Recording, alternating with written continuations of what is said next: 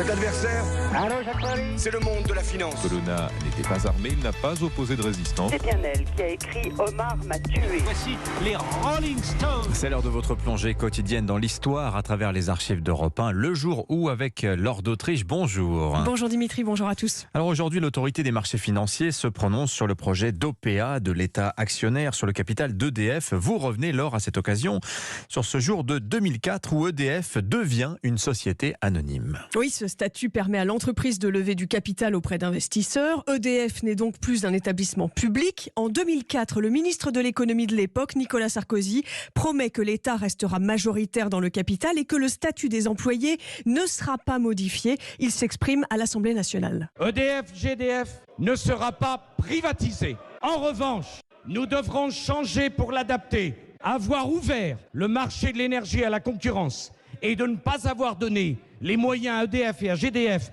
d'agir, c'était irresponsable. Nous ferons donc le contraire. Mais les agents d'EDF, GDF sont inquiets et manifestent par milliers au printemps 2004. Alors là, j'ai vraiment un doute parce que société anonyme, lorsqu'il y a des intérêts privés qui vont rentrer dedans, je n'y crois pas. Ils vont tout sous-traiter, on va se retrouver à une dizaine, à tenir l'intervention d'urgence, ça va être question de sécurité, tout ça, ça va craindre vraiment et ça va pas aller du tout. Voilà, et au même moment, il y a des opérations coup de poing dans toute la France avec des coupures d'électricité dans plusieurs villes. Oui, 800 coupures de courant en avril 2004 en protestation contre ce que certains salariés appellent la privatisation d'EDF. Récit de la journaliste d'Europe 1, Brigitte Béjean. Hier soir, dans les agglomérations de Lille, Roubaix-Tourcoing et Ouascal, les rues étaient dans le noir. Éclairage public débranché, ce sont des agents grévistes qui avaient enlevé les fusibles dans les centres de distribution. Alors, l'ouverture du capital d'EDF est finalement actée. Face aux critiques, son président Pierre Gadonex estime au contraire en octobre 2005 que le moment est bien choisi pour permettre aux Français de devenir actionnaires d'EDF. Le marché de l'énergie est un marché qui est en croissance.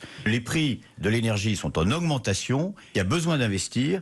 Nous avons le plus beau parc de production d'électricité du monde. 95% de l'électricité que nous produisons dans notre parc est indépendant du prix du pétrole. Enfin, le titre EDF est introduit en bourse au mois de novembre 2005. Voilà, ça vaudra 75 €. L'action EDF en 2007, ça en vaut 12 seulement aujourd'hui. Merci Laure d'Autriche. On vous retrouve demain matin, 7h20 pour de nouvelles archives.